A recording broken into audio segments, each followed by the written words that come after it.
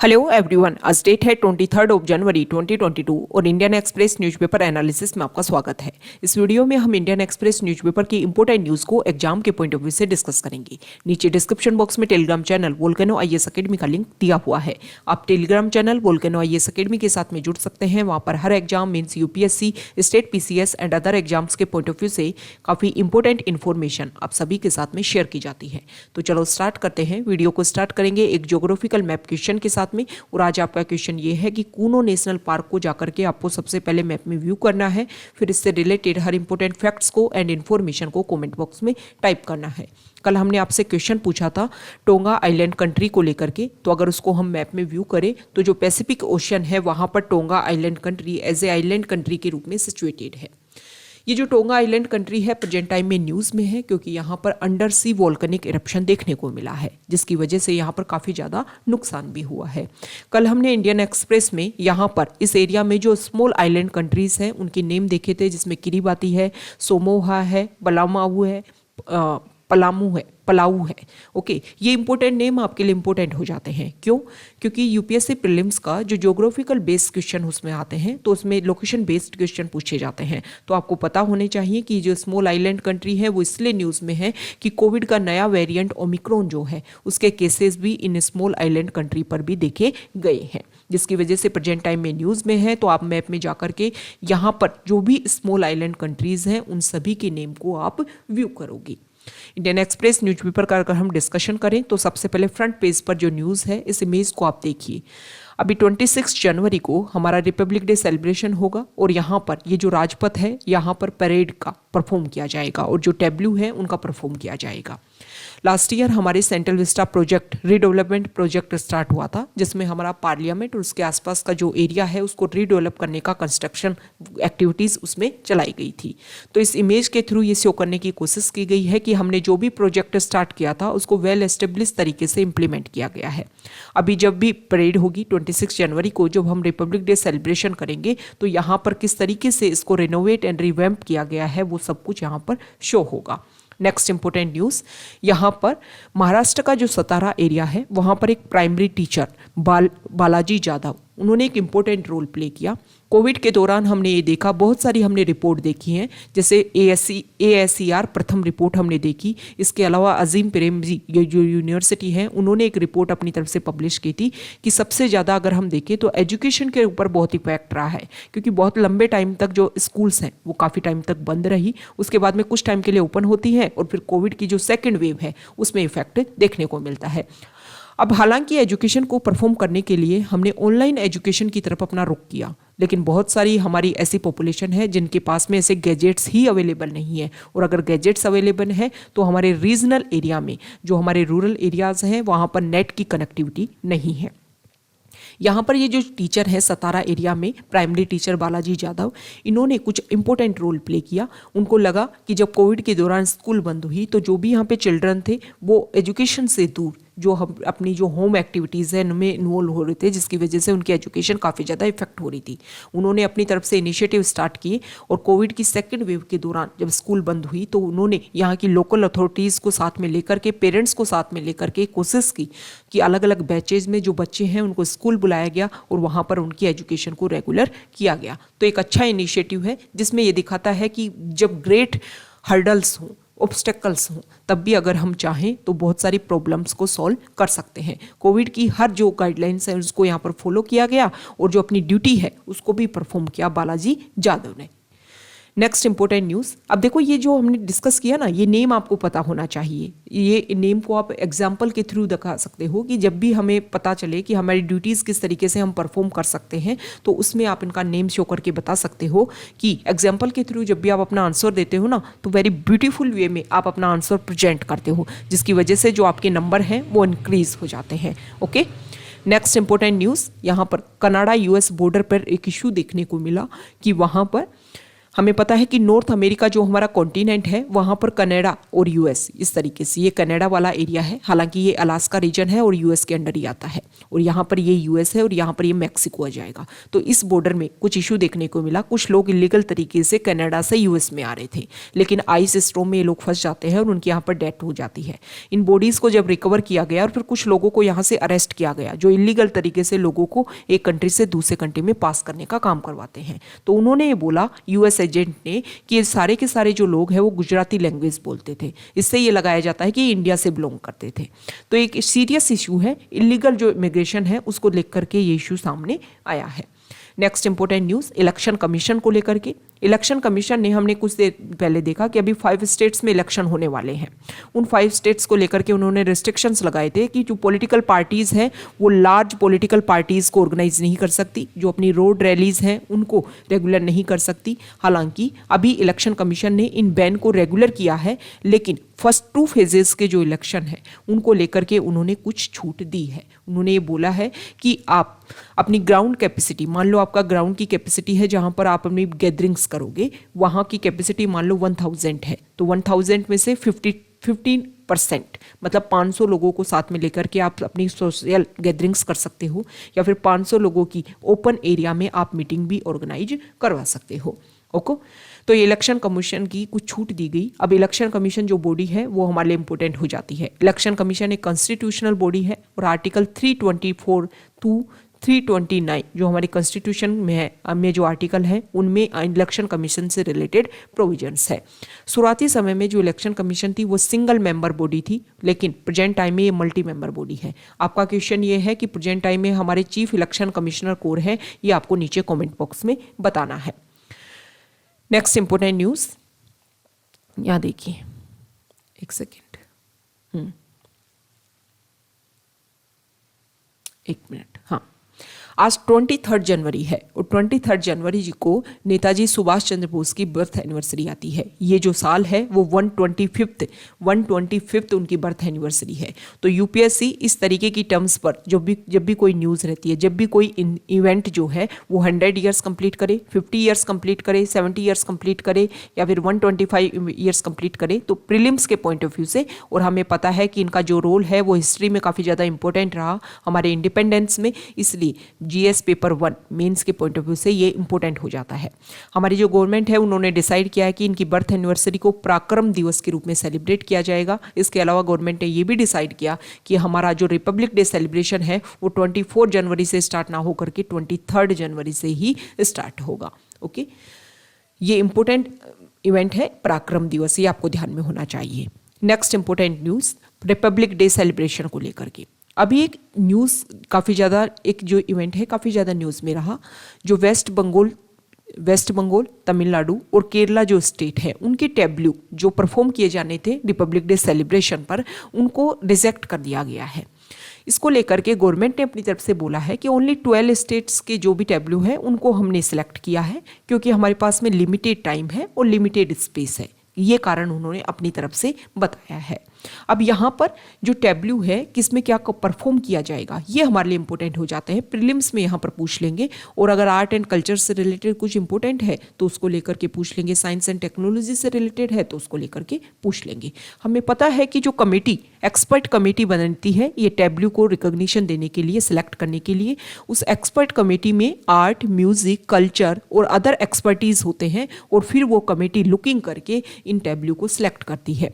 यहाँ पर यह बताया गया है कि कर्नाटका जो स्टेट है वहाँ से 12 यक्षगण जो आर्टिस्ट हैं वो परफॉर्म करेंगे। इसके अलावा उत्तराखंड से जो छापेली नृत्य जो है वो यहाँ पर परफॉर्म किया जाएगा इस रिपब्लिक डे सेलिब्रेशन पर। तो उत्तराखंड का जो छापेली नृत्य है वो इंपॉर्टेंट वर्ड हो जाता है।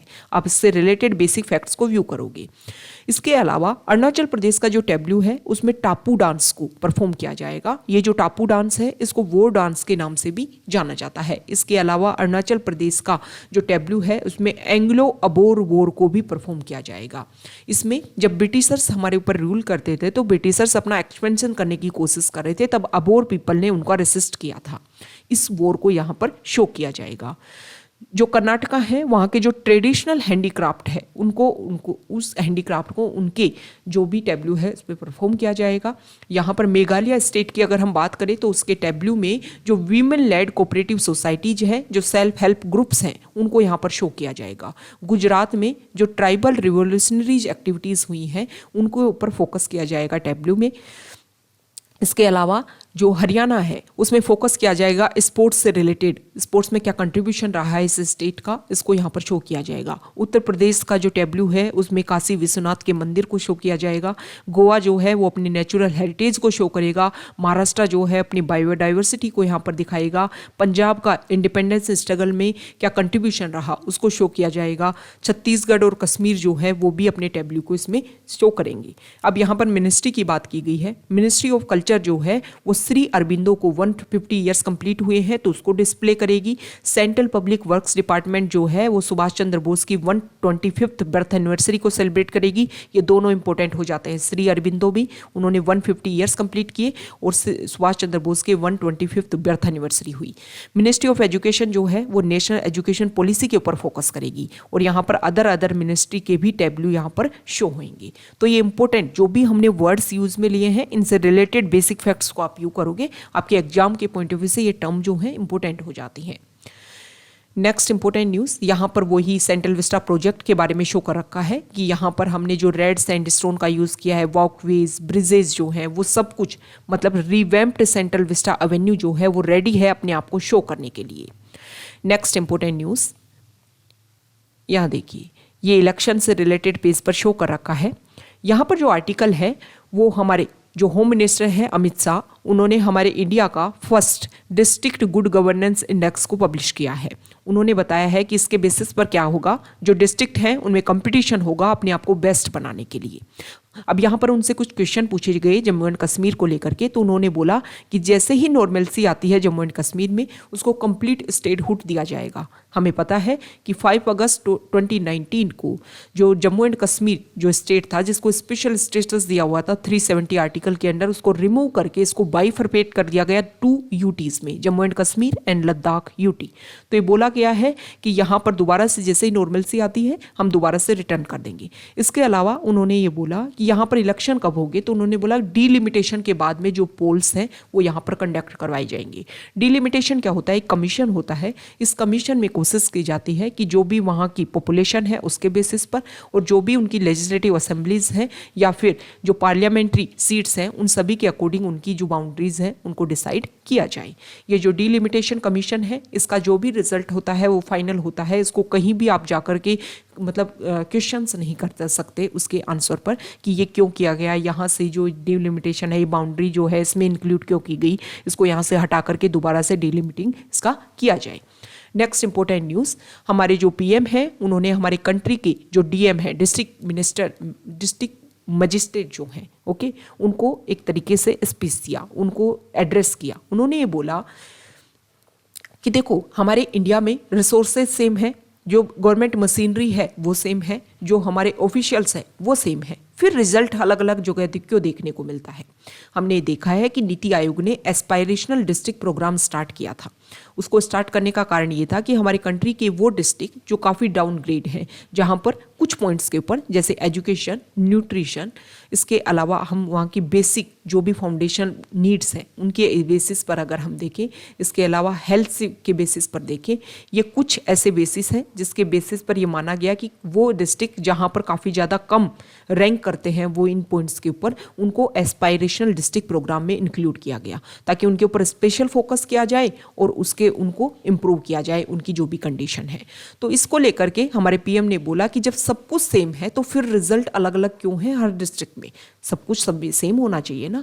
गवर्नमेंट की पॉलिसी सभी के लिए सेम है, हमारा सब कुछ मशीनरी सेम है, फिर रिजल्ट अलग नहीं आनी चाहिए। तो इसके लिए उन्होंने बोला कि जो हमारे डीएम है अगर वो टाइम बाउंड तरीके से हमारी जो भी पॉलिसीज और सर्विसेज है उनको डिलीवरी सिस्टम में लेकर के आए तो जो रिजल्ट है वो काफ़ी ज़्यादा शानदार होंगे। नेक्स्ट इंपॉर्टेंट न्यूज़, यहाँ देखिए। अब देखो नेवी जो है, इंडियन नेवी, वो रिपब्लिक डे सेलिब्रेशन पर अपना जो टैब्लू परफॉर्म करेगी, उसमें 1946 में जो एक अपराइजिंग देखने को मिला था, एक रिवोल्ट देखने को मिला था, उसको शो करेगी। इसके अलावा 1983 से 2021 के बीच में जो भी इंडिजिनस डिफेंस मैन्युफैक्चरिंग हमारे यहाँ पर की गए हैं, उन सभी को इसमें इनिशिएटिव को इसमें स्टार्ट किया जाएगा। आपको क्या करना है, 26 जनवरी को जब रिपब्लिक डे सेलिब्रेशन हो, तो जो भी परेड हो, जो भी हमारे टैब्लू परफॉर्म किए जाएं, उन सभी को आपको व्यू करना है। लगभग 9:30 बजे से ये परफॉर्मेंस जो है वो स्टार्ट हो जाती है। जो हमारा संसद टीवी है उसको लाइव परफॉर्म करेगा और आप सभी को देखना है। ओके, अगर आप किसी भी गवर्नमेंट एग्जाम की प्रिपरेशन कर रहे हो तो भी आपके लिए जरूरी है, नहीं तो आप जनरल अवेयरनेस के लिए भी इसको देख सकते हो। आपको पता चलता है कि किस तरीके से हमारे यहाँ पर सेलिब्रेशन होता है। अब यहाँ पर बताया गया है कि बीटिंग रिट्रीट सेरेमनी होती है। हमारा रिपब्लिक डे सेलिब्रेशन जब स्टार्ट होता है तो उसके बाद में 29 जनवरी को हर साल उसकी इवनिंग के टाइम जो विजय चौक है वहाँ पर बीटिंग रिट्रीट सेरेमनी सेलिब्रेट की जाती है। अब उसमें जो हमारी आर्मी है, जो हमारी नेवी है, वो कुछ ट्यून्स, जो वहाँ के जो भी उनके बैंड होते हैं, वो कुछ ट्यून बजाने की कोशिश करते हैं। अब उसमें ये बोला गया है कि महात्मा गांधी का फेवरेट हिम जो था अबाइड विद मी, उसको इस बीटिंग रिट्रीट सेरेमनी से हटा दिया गया है। दूसरी बार ऐसा हुआ है, लास्ट टाइम 2020 में किया गया था, जब वंदे मातरम जो उसको इंक्लूड किया गया था। और वैसे लगभग 1950 से रेगुलर, जब से बीटिंग रिट्रीट सेरेमनी परफॉर्म की जा रही है, तब से रेगुलर इस हिम को इसमें इंक्लूड किया गया था। नेक्स्ट इंपोर्टेंट न्यूज़, यहाँ पर कुछ डाटा दे रखे हैं पोस्ट ऑफिस को लेकर के। हमारे इंडिया में सबसे पहले पोस्ट ऑफिस जो है वो कोलकाता में आया था 1727 को, 1727 में। जब इंडिया आज़ाद हुआ 1947-48 में हमारे इंडिया में 23,344 पोस्ट ऑफिस थे। और 2020 में अगर हम देखें, मार्च 2020 के डाटा शो करते हैं 1,56,721 जो है पोस्ट ऑफिस है। इसके अकॉर्डिंग लगभग 89% जो है वो हमारे रूरल एरियाज़ में है और कुछ बचा हुआ जो पार्ट है 10.02% जो है वो अर्बन एरियाज़ में है। ओके, तो यहाँ पर कुछ इंपॉर्टेंट डाटा है जो यहाँ पर शो कर रखे हैं। ये जो आर्टिकल है वो वैक्सीनेशन प्रोग्राम को लेकर के है। महाराष्ट्र का जो नंदुरबार जो एरिया है, उस एरिया में रात के टाइम में जो भी हमारे हेल्थ ऑफिशियल्स हैं वो वर्क करके, यहाँ के जो लोग हैं, क्योंकि ये माना जाता है कि यहाँ के जो लोग हैं वो डेली बेस वर्कर हैं, तो रात के टाइम में अवेलेबल रहते हैं, तो उनको उस टाइम वैक्सीनेशन देने की कोशिश की जा रही है। ये जो आर्टिकल है इसमें अभी हमारे प्राइम मिनिस्टर ने जो ब्रह्म कुमारी एक ऑर्गेनाइजेशन है उसको अब कुछ एड्रेस किया। उसमें उन्होंने एक बात बोला कि पिछले 75 ईयर से हम लोग जो है रेगुलर अपने राइट्स के लिए लड़ रहे हैं। हमने अपनी ड्यूटीज़ को अगर ढंग से परफॉर्म किया होता तो हमारी प्रॉब्लम नहीं होती। इसमें जो राइटर है तवलीन सिंह, उन्होंने कुछ इंपॉर्टेंट बात बोली है कि देखो ऐसा तो आप नहीं बोल सकते कि हमने जो मतलब जो भी लड़ाई लड़ी है वो राइट्स के लिए लड़ाई लड़ी है। हमारी बहुत सारी फाइट ऐसे होते हैं, बहुत सारे प्रोटेस्ट हमारे डेली बेसिक लाइफ के लिए होते हैं। अगर उसके ऊपर गवर्नमेंट अगर फोकस करे ना, इसमें राइटर का ये बोलना है कि आप बोल रहे हो कि राइट्स के लिए हमने लड़ाई की। क्यों लड़ाई की? क्योंकि आपने अपनी ड्यूटीज़ परफॉर्म ढंग से नहीं की। अगर गवर्नमेंट अपनी ड्यूटीज़ ढंग से परफॉर्म करेगी तो हमें राइट्स के लिए लड़ाई नहीं करनी पड़ेगी। दूसरी बात उन्होंने ये बोली है, हमारे प्राइम मिनिस्टर ने स्टेटमेंट में ये बोला है कि हमारी कंट्री में क्या इशू होते हैं वो हम ग्लोबली लेवल पर इंडिया को शो करते हैं।